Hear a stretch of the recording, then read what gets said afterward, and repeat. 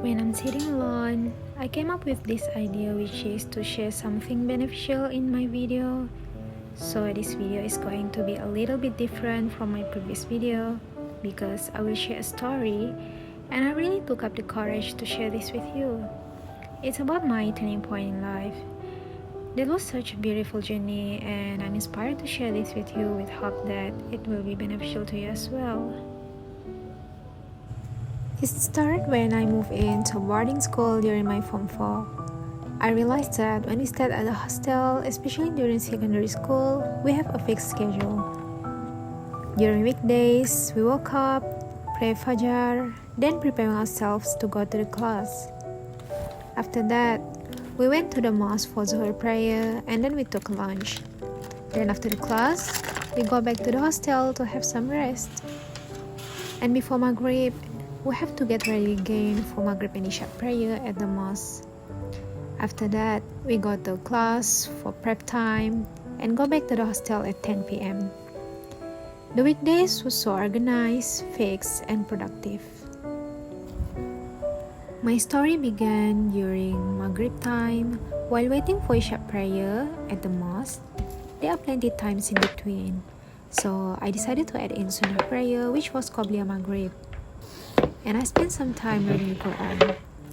That was the first Sunnah prayer I practiced in my life, and I consistently do it every day. As months goes by and 2 years have passed, after I finished my Form 5 in 2015, I go back to my hometown. At that time, I still didn't have a fancy smartphone and I only used the Nokia keypad. So I do have so much leisure time to spend with something else rather than my phone.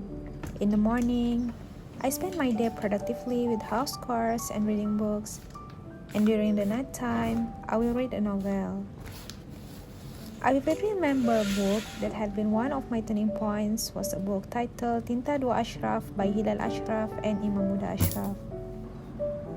That book had given a big impact on my life. As I read the book, I felt like something was missing and something less in my life. So, I gradually added in the Sunnah prayer, started with Duha prayer and the Sunnah Rawatib.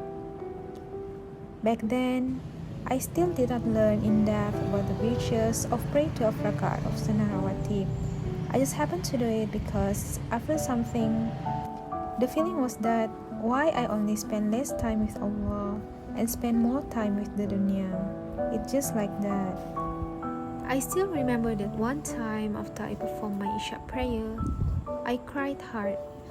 I have no idea why because it happened out of sudden. I'm so scared that the prayer was going to be my last prayer. I felt as if my feet were glued to the prayer mat. I refused to leave and I just cried hard and poured out everything to Allah.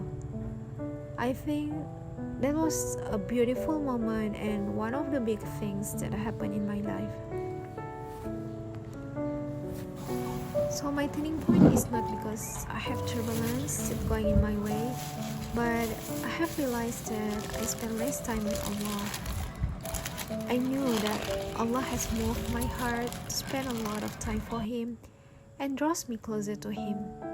I was so grateful and I always pray and ask Allah for His guidance till the end of my life. Here, I want to emphasize that what matters the most is the quality of our ibadah. It is not the quantity. As Allah said in Surah Al-Mulk, He is the one who created death and life in order to test which of you is best in deeds. But if you have the strength to do more, why not spend some time with Allah? Years and years goes by. I realized that when I spend much time worshiping Him, I can feel that Allah really loves me. He protects me from the evil. He gives me strength to maintain my prayer, and He eases all my affairs.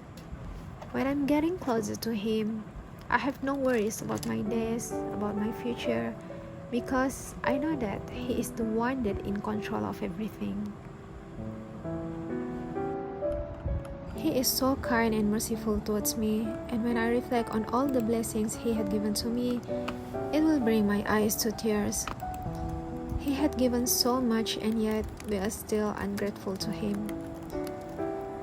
We know that Allah loves us so much even when we commit sins. He said in the Quran, "O my servants who have transgressed against themselves by sinning, do not despair of the mercy of Allah.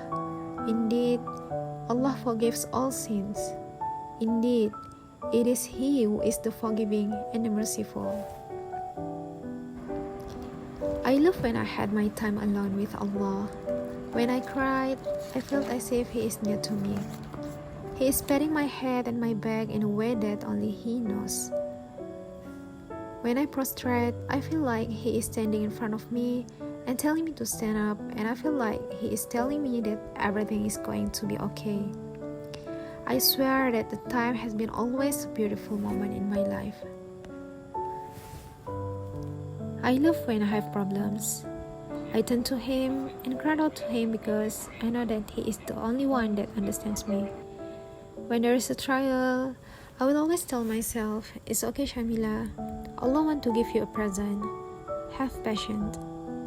I believe that Allah had prepared something big for me, so I just wait patiently, and whenever I'm in pain, I just need to talk to Him.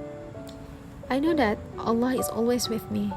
He is waiting for me to talk about my days and my problems.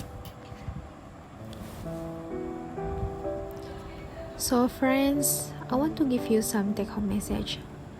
If you have problems, very bad days, turn to Allah. When you are happy and when you are sad, simply talk to Allah. He has been always near to us, listen to us, and always be there for us. If you ever feel like Allah doesn't love you and is far away from you, that's totally wrong. It's us that doesn't see Allah's mercy and love. Always remember that when you remember Allah during your ease time, Allah will remember you during your hard time. So if something happened to you, talk to Allah first. Talk to Him as if He is your best friend. When you always talk to Him, you can feel that He always near to us, and He will solve all of our problems. Have faith and be patient. We don't have so much time in this dunya, friends. So just shift your focus to Allah. If you feel like you have gone astray and far from Him, turn back to Him. He is always waiting for you. So this will be the end of my video. Hope you will get benefit from it, and I'll see you in my next video.